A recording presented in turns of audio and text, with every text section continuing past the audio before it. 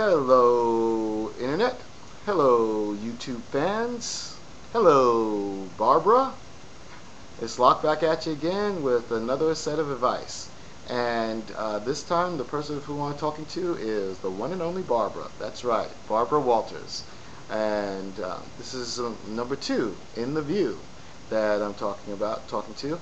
And this is because the subject that I'm talking about has to do with the White House, and so I decided to address it to someone who's been to the White House on a number of occasions.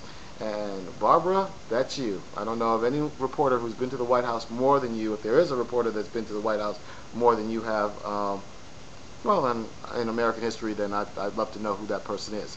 But this is a subject that I'm not sure that you'll be able to address or that you will address, because this is in my line of conspiracy theories. But I would like other reporters to take a look at this, and you are a reporter whom I respect for her integrity and her thoughts, and so hopefully another reporter who has as much integrity but aspires to raise to your level of notoriety may like to take up this and delve into this subject and into this topic. This topic has to do with the war on the American middle class and what are the fruits of that war. I would say that the fruits of that war are America's children, okay? Because this is some very dark days in America, and there's some very dark stuff that we're about to talk about here and now. The Bush administration, the Bush-Cheney administration, President Bush is truly one of the most ignorant people to have ever been placed into the White House, and willfully ignorant, okay? Not laissez-faire ignorant, not Louis the 16th ignorant. No, this is willful ignorant. Doesn't know, doesn't want to know, doesn't care to know. You can talk to him about it all day, and he'll be blah, blah, blah, blah, blah, blah, blah, blah, blah. Willfully ignorant, okay? And then Cheney, Vice President Cheney, willfully dark, willfully deceitful, okay? This combination has put together a war.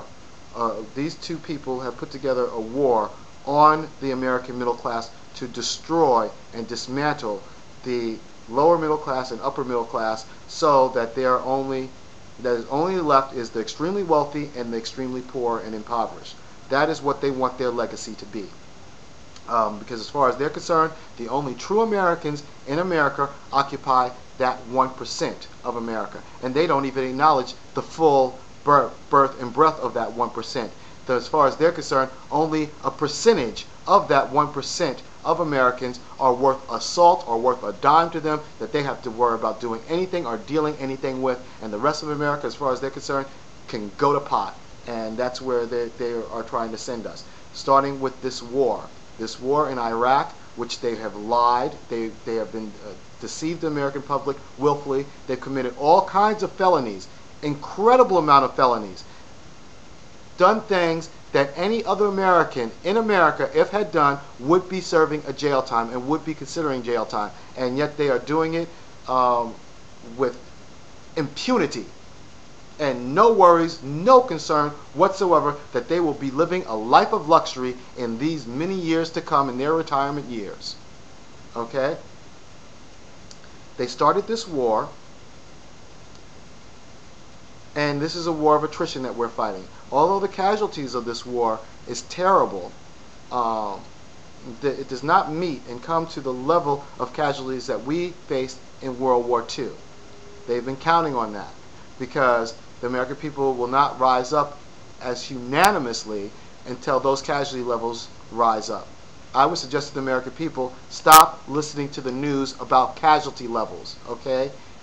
The casualty levels also, they're terrible and tragic, and although they're very disheartening, that over 4,000 men and women have been lost because of this war, this unjust war, so have died unjustly because of this unjust war, which is even more important to note.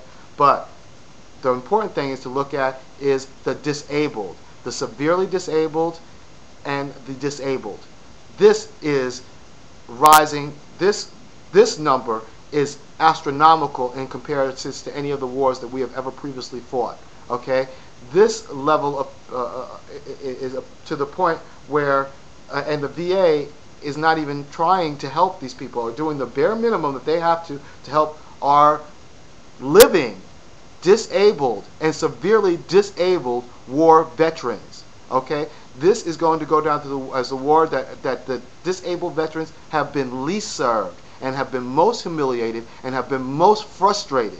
Okay, so what is that doing? That's letting back in a plethora of Americans who have every right to be bitter because the administration that's at the top has no care for them, because they no longer can fight in this unjust war. So they need to be thrown by the wayside. They will do the bare minimum that they have to do to help them, and until a news story comes out about them. Okay?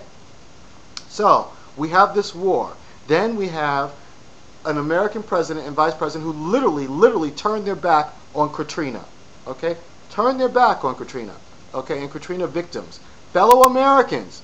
But they don't care about them as Americans. They could care less about them as Americans. So could care less about how many of them died, and could still care less about how many of them are suffering, and could care less about how terrible and the environments that these trailers have been put in. Okay? Now you look at this housing crisis. This housing crisis, which now is again hitting upper middle class to lower middle class Americans. Okay? Squeezing them out of existence by squeezing them out of their homes. Now, if you can't afford to keep your home, you certainly cannot afford to send your children to college. If you can't afford to send your children to college, where are they going to go? They're going to go either into corporate America, or they're going to go into the Army, Navy, Air Force, Marines to serve in this war. Either way, the Bush White House wins. Either way, they've got your children by a stranglehold.